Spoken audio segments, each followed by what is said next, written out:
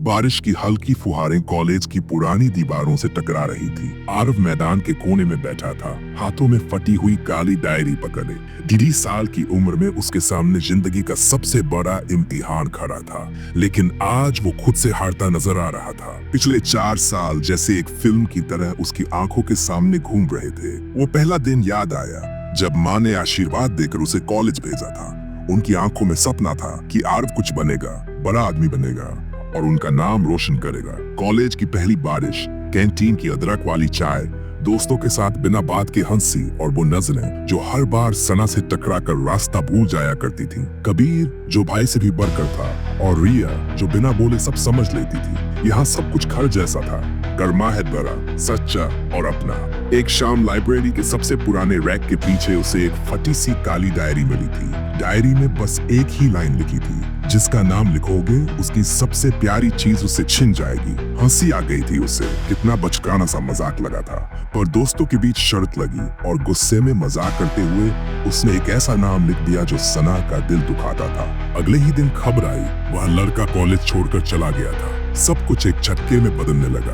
आरव के दिल में एक अजीब सी शक्ति का एहसास हुआ। उसने सोचा, क्यों न इस डायरी से अपने लोगों को बचा लिया जाए, एक के बाद एक, जिनसे माँ को तकलीफ मिली थी, जिनसे कबीर का दिल टूटा था या जिनसे रिया को दुख पहुंचा था।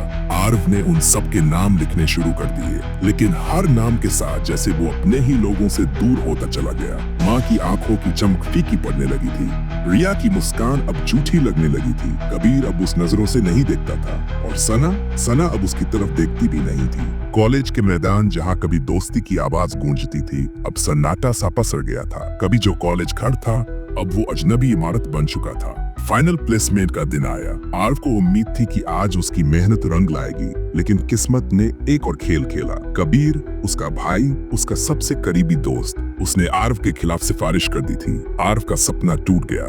गुस्से में जलता हुआ, आंखों में आंसू लिए, उसने काली डायरी खोली। कबीर का नाम लिखने ही वाला था कि तभी माँ का कॉल आया। बेटा, किसी की गलती पर अपना आपा न खो, अपना सपना सबसे बड़ा होता है। माफ कर देना सीख बेटा, क्योंकि अपनों से लड़कर जीत भी जाओ तो हार ही मिलती है। आरव फूट पड़ा, फोन हाथ से गिर गया, डायरी के पन्ने आंसुओं से भीगने लगे। उसने चुपचाप डायरी खोली, कलम उठाई और लिखा, आरव, उसने खुद को सजा दे दी थी। अगले दिन कॉलेज का आखिरी दिन था। सभी दोस्त हंसी ठिठोली में लगे थे, कहीं गले मिल रहे थे, कहीं रो रहे थे, कहीं नए वादे कर रहे थे, लेकिन आरव चुपचाप एक कोने में खड़ा था। माँ सामने से गुजरी, मुस्कुराई, लेकिन उनकी मुस्कान में अब वो अपनापन नहीं था। रिया आई, हाथ हिलाया, लेकिन उसकी आंखों में अजनबीपन था। सना भी सामने से गुजरी और उसकी नजर में कोई पहचान नहीं थी। आरव ने सिर उठाकर आसमान की तरफ देखा।